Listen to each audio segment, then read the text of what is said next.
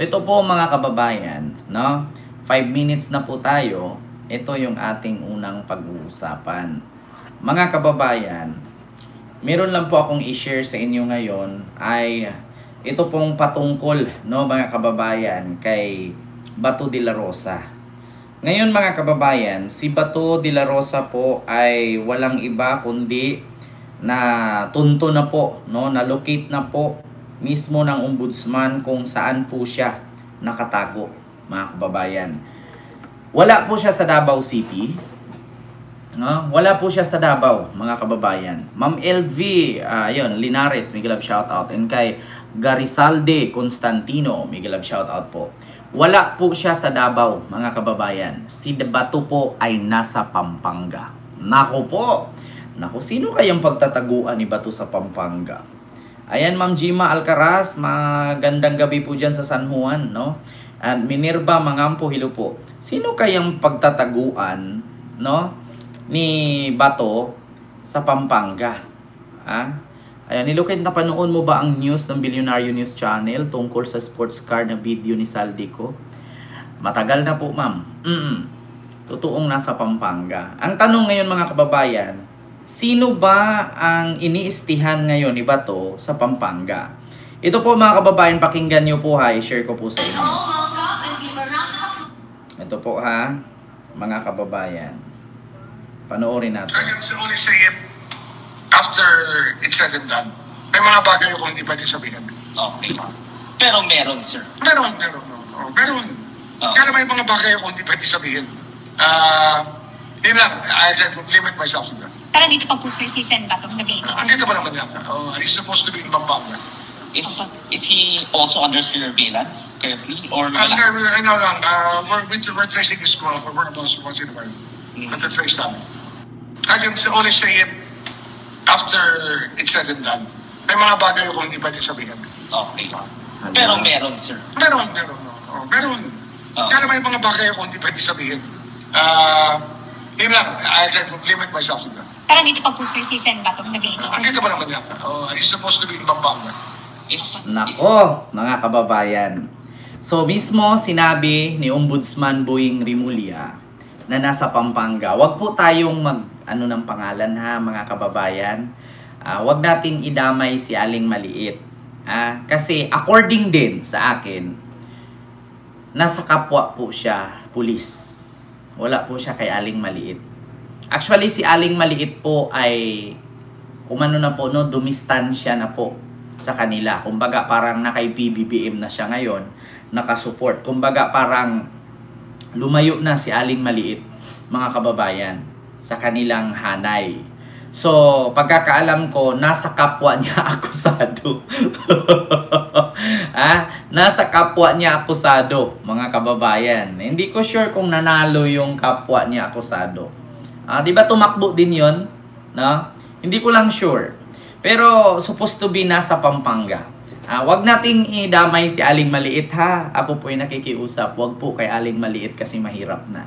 May issue tayo dyan. Si Aling Maliit po mga kababayan ay palipad-lipad po siya ng ibang bansa dahil po sa sakit ng kanyang asawa, no, na laging medyo malaki-laki po ang ni Aling Maliit. Kaya hindi po si Aling Maliit sa ngayon, hindi po siya masyadong nakikisawsaw sa mga ganyang issue, no? So, problemado po siya sa kanyang asawa. Kung naalala nyo po mga kababayan, no, na may sakit po kasi yung asawa ni Aling Maliit. Kaya nasa ata siya, Singapore o Hong Kong, yung di ba?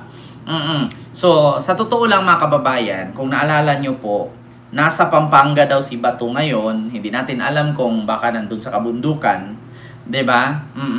At ang pagkakaalam ko, according din sa aking nalalaman, no, mula sa mga biik na walang puwet, no, yung ating kaibigang biik na walang puwet, 'di ba? Mga kababayan, so nasa Pampanga nga. Animo Lasal, congrats Lasal. Yeah, sabi ni M6573. Ayan, tsaka yung anak niya may cancer. Kaya nga, 'di ba? malumanay ka ngayon, Ken. Sabi ni Ma'am Flora Rabara. Ganun talaga. Malumanay. Dapat maging malumanay tayo. Dapat maging masaya, di ba? Kasi alam naman natin na medyo mahina-hina na yung nanggugulo sa ating bansa. Medyo, di ba, Ma'am Susan Vergara ng USA. Wala sa kabundukan ang Pampanga, Sir Kent. Wala ng kabundukan. Meron pa rin, ma'am. May kabundukan pa rin ang Pampanga kasi nandiyan nakatira yung mga Aita banda eh. Oo, naku, marami nga akong nakita dyan mga kababayan dati. Itong mga charity vlogger, maraming pumupunta sa Pampanga ha. Yung iba nga nagpapagawa nga ng mga kubo eh. Kaya sa totoo lang, mga kababayan, pagkakaalam ko, basta si Bato nasa Pampanga according kay Boying, according naman sa aking mga biik na walang puwet, yung ating mga source, no? Yung ating mga intelligence fund na 125 million a day, no? A day yan ha, hindi a month, a day, ay nasa kapwa niya akusado. So, mga kababayan, eto na nga. Ganito yan ganito. According kay Boying, kasi tinanong kasi si Boying, mga kababayan, na totoo ba daw na may warrant talaga si Bato? Sabi naman ni Ombudsman Boying Rimulya na totoo kasi ako nakikita ko lahat ng documents pero wala akong rights, wala akong rights na kalkalin yun at ilabas yun kasi hindi naman ako taga-ICC at pangalawa, hindi naman ako taga-Interpol. Maliban na lang kung pupunta sila sa Pilipinas, makipag-coordinate sa government, isa ako sa haharap dyan, sabi ni Boying. Pero sabi niya, nakita daw po talaga niya yung documents, may warrant talaga. Actually, mga kababayan, hindi naman po siguro magsisinungaling si Trillanes at saka si Attorney Cristina Conte, di ba, na may warrant si Bato. Kasi, syempre, mawawala ng tiwala yung mga tao sa kanila, lalong-lalo na yung mga biktima, di ba? Yung mga biktima ni Digong at ni Bato. May ads po tayo mga kababayan, huwag po kayo mag-skip. So sa madaling salita mga kababayan, ito po yung aking masasabi. Ganito yan Pasabog News Channel, hello sa'yo dyan. Lagi ako nanonood sa'yo, hindi lang ako nag-comment kasi minsan habang nanonood ako sa'yo, may luluto ako, naglalaba, naglilinis, ganyan. Nakikinig ako lagi. So, ito mga kababayan, ganito yan. Wala si Bato sa Davao, nasa Pampanga. Ganito kasi ang style niyan, mga kababayan. Kung sa Davao si Bato, malayo-layo siya sa airport, no? Mahihirapan siya kasi sobrang traffic doon sa airport sa Davao. Ngayon, mga kababayan, kung sakaling tatakas si Bato, Pampanga, malapit siya sa Clark. Gusto ko lang sa inyo mga kababayan. Ganito yan. Alam niyo kung bakit si Bato nasa Pampanga? Kasi ganito yan. Yung kapwa kasi akusado ni Bato na magkakaroon din ng warrant ay nasa Pampanga rin. So kung sakali man na dalawa silang magkaroon ng warrant, magsanib puwersa sila, kung manglaban man sila, so at least sanay sila sa pagiging pulis, di ba? Oo, sanay sila. So kung manlaban man sila, okay lang, di ba? At least may mga guns sila, may mga kagamitan sila. Kung si Bato kasi sa Davao, mahirap kasi doon madadama yung anak niya, yung asawa niya, yung apo niya kung sakali man. At least yung mga kasama niya dyan, pwede pa sila magtago sa mga kabundukan, kalupaan, or kung anong lugar yan, mga kababayan. Kasi nga, mahirap po talaga si Bato, mga kababayan, hulihin. Lalong-lalo na kapag ganito po ang hitsura niya. Wait lang po mga kababayan. Nawala Hindi ko makita pala. Nawala mga kababayan kung nasaan yun. Kaya sa totoo lang mga kababayan, Mabilis kasi mga kababayan kapag biyahing Clark. Pero meron, sir. Kasi sa madaling salita mga kababayan, kung sa Davao si Bato, medyo malayo-layo siya sa airport. Kung gusto niyang tumakas, di ba? Hulihin siya sa airport, syempre, sasalain sila sa airport. Kung gusto kasi niyang lumipad mga kababayan ni Bato, nahirapan siya sa Davao. Bakit? Ang lugar ni Bato malayo sa Davao. At ang Davao, alam natin kung gaano ka-traffic dyan. Sa Pampanga kasi, street lang yan. Street yan. Mabilis ang biyahe dyan sa Pampanga. Walang masyadong traffic dyan. Maliban na lang kung hapon. Kaya, totoo lang, hindi ko sure, alam natin to mga kababayan, na itong mga to ay mga Chinese, mga pro-China itong mga to. Hindi natin alam mga kababayan, baka magugulat na lang tayo, no? Dapat bantayan ito ng immigration Dapat bantayan ito ng tawag dito gobyerno Kasi kapag makalusot yan, no? Wala pa namang warrant. So may rights pa si Batong lumabas, no? Wala namang tawag doon elbow. Ang tawag diyan elbow, yung tawag noon lookout bulletin, 'di ba? Immigration lookout bulletin. Wala namang ganun kay Bato, 'di ba mga kababayan? Kasi at totoo lang, si Bato po ay hindi naman sangkot sa flood control. Yung mga senador lang naman, yung mga kongresista, mga kontraktor, yun lang yung nasa lookout bulletin, no, ng Immigration Lookout Bulletin or ELBO, ang mga sangkot. Si Bato kasi wala namang sangkot sa corrupt, no? Hindi naman siya sangkot sa korupsyon dito sa flood control. So anytime pwede nga siyang umalis. Wala namang nilabas na restraining order laban sa kanya na pagbawalan siyang lumipad or di kaya magbiyahe, mga kababayan. So, may time pa si Bato na makalabas. Kaya, medyo kung naalala ninyo mga kababayan, ang Pampanga kasi, kapag lumipad ka dyan ng mga visa country, sa Pampanga kadalasan mabilis. Wala namang kaso si Bato. Bakit? May kaso ba si Bato sa Pilipinas? Wala naman na. Diba? Kaya, sa totoo lang, kung sa Davao si Bato, mahirap Mahirap siyang makalipad No? Alam ko ang style ni Bato dito, mga kababayan, ganito yan. May possibility yan Pampanga to China kasi mahirapan siya ng tawag dito, Davao to China. Bakit? Tanungin ko kayo mga kababayan. Meron bang flight from Davao to China? Diba wala? Kailangan dadaan ka pa na iya. Pero merong Clark to China. Alam ko mga kababayan, ito yung style niyan. Ito yung style niyan. Kapag siguro babaan na ng warrant si Bato dito sa Philippines, automatic to lilipad yan. Either China or kahit saang bansa. No? Tapos, alam naman natin na ang China is hindi yata part ng Interpol Hindi yata sila kasali sa Interpol. No? Hindi sila sakop ng Interpol. Walang jurisdiction ng Interpol sa kanila. Kasi maskin ang Hong Kong, walang Interpol sa Hong Kong So, hindi natin alam either Hong Kong o China ang liliparan ni Bato. Ganyan lang yan. Either manglaban siya o kasi sinabi niya mismo yan na hindi siya magpapahuli at hindi niya nire-recognize ang warrant ng ICC. Maliban na lang daw kung warrant yan galing sa Philippines. 'Di ba? Actually, mga kababayan, not only for kasama niyang pulis na nandoon na akusado, meron ding isang senador taga doon. Mga kababayan. 'Di ba? Member ng Interpol ang China. Member ba?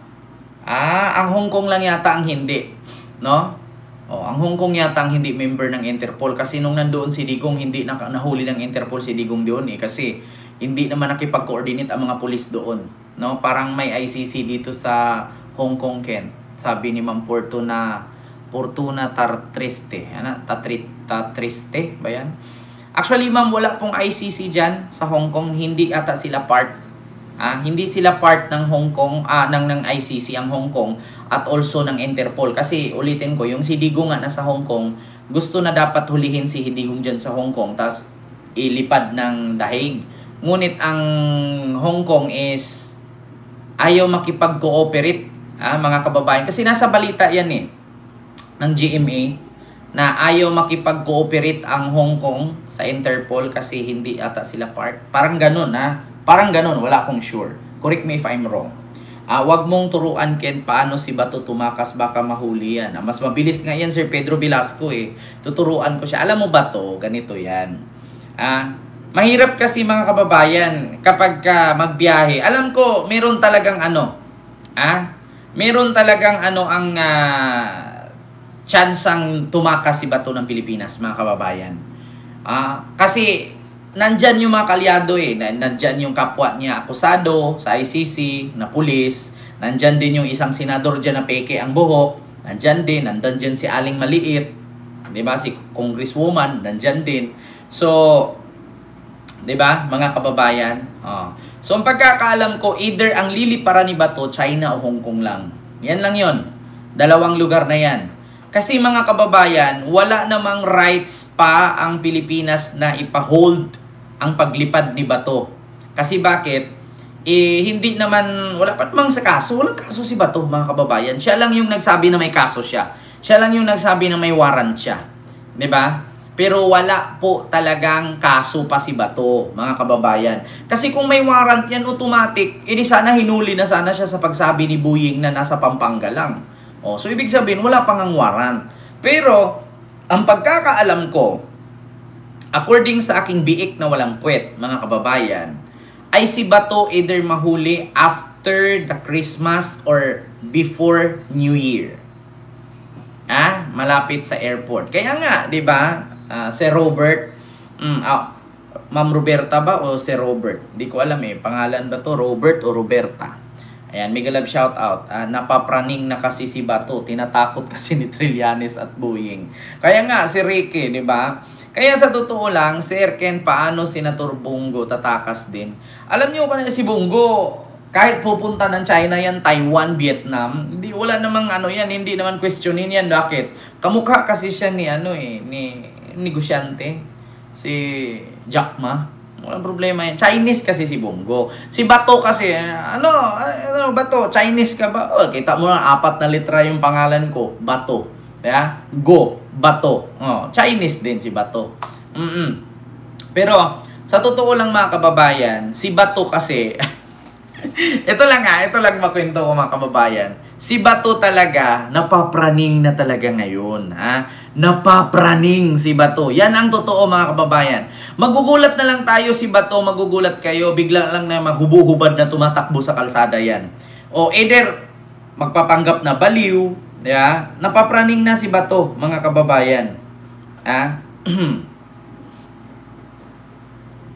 Ay, ito, mga kababayan. So, yun po yung ating reaction patungkol dyan, mga kababayan, kay Bato na sabi nga ni Boying, nasa Pampanga nakatago si Bato, mga kababayan. So wala namang problema kung nasa Pampanga siya, mga kababayan. Ang problema doon kung tatakas umanlaban kasi mamamatay talaga siya. Diba? Alam nyo, wala man ang tukoy na pala, bakit hindi pa nadakma? Hindi po talaga dadakmain kasi wala pa namang warrant. At saka mga kababayan, anytime si Bato nga, ulitin ko sa inyo mga kababayan, ulitin ko sa inyo mga kababayan, si Bato kasi, anytime, pwede nga lumipad yan ng ibang bansa kasi wala pa naman siyang kaso. Wala namang kaso dito Diba? Walang kaso si Bato. Bakit? May narinig ba kayong kinasuhan siya ng Pilipinas? Wala naman. Ang kaso ni Bato nasa ICC. So anytime, kung maraming pera si Bato, kung magpahuli lang din naman siya at gagastos siya ng bilyon doon sa dahig, lumipad na lang siya ng ibang bansa. Tuturuan kita, Senator Bato. Tuturuan kita, Senator Bato. Kung magpahuli ka lang din naman at gagastos ang pamilya mo sa kakabisita sa'yo doon sa dahig ng almost billion, pati abogado mo, lumipad ka na lang ng China, di kaya Hong Kong, Macau, dyan ka na lang maglagi. Diba? Alam mo, style kasi, turuan kita, Senator Bato, Punta ka ng Hong Kong. Diba? Pag pumunta ka ng Hong Kong, 15 days yan. 15 days, Hong Kong. Tapos, pag after nun, mga 14 days ka na dyan, biyahe ka, sakay ka ng bus, o di kaya ferry, biyahe ka Macau. Tapos pagkahapon, tapos mong biyahe sa Macau, pagkahapon, balik ka ulit Hong Kong. Ganun ang style niyan. Ganyan ang style, Senator Bato. So, pagka nakalipad ka ng Macau ngayon, balik ka pagkahapon, another 15 days na naman yun. Diba? Ganun, basta wag ka lang magpahuli. Kasi alam mo naman ang immigration dyan sa Hong Kong. Diba? Pag ilagay kang, actually, wala ngang rights, mga kababayan, ang Pilipinas na maglabas kay Bato sa red notice. Ang maglabas kay Bato sa red notice ay ang Interpol. Diba? So, kung malagay ka sa Interpol, hindi ka rin mahuhuli. Bakit? Walang Interpol, hindi miyembro ng ICC at Interpol ang Hong Kong. Kaya kahit ilagay ka sa red notice ng Interpol, hindi sila pwedeng pumasok sa Hong Kong. Bakit? Hindi naman ang Hong Kong part ng Interpol. Kaya kung si Digo nga dati, sabi nga, walang rights, hindi daw nakipagtulungan ang Hong Kong police kasi hindi nga sila parte ng Interpol. Diba? Kung ilagay ka ng Interpol sa red notice, walang karapatan ng Interpol mag-enter dyan sa Hong Kong kasi hindi naman sila papayag na basta-basta pumasok ang Interpol kasi nga hindi naman sila miyembro. Pangalawa, kung ang Pilipinas ang maglagay sa'yo ng red notice na nasa Hong Kong ka, ano naman ang ikakaso ng Pilipinas sa'yo? Ang kaso mo nga nasa ICC. So wala kang kaso sa Philippines, di ba? Magandang advice yan, mga kababayan. Pag lumipad si Bato sa Hong Kong, pag after 14 days or 15 days, lipad siya ng Macau. No? Tapos balik siya ulit, another 15 days yan sa Hong Kong. Ang sarap pa naman dyan sa Hong Kong, maraming pagkain dyan. Kasi kung gagastos ka lang din naman ng bilyon sa dahig, gumastos ka na lang dyan sa Hong Kong, at least hindi ka pa nakakulong. Alam niyo, pinaka-safe na place talaga pagka mga international criminal, Hong Kong. Bakit? Ang Hong Kong, kapag may kaso ka sa Interpol, hindi ka mahuhuli. Bakit? Parang part ng Interpol ang Hong Kong. Hindi po, Ma'am Illumina, ang pagkakalam ko hindi yata part eh. 'Di ba? Alam ko hindi part kasi 'di ba dapat si Digong doon hulihin sa Hong Kong, hindi tumulong ang mga pulis Hong Kong kasi hindi sila part ng Interpol, no? So, yun po yun, mga kababayan, yan kay Bato.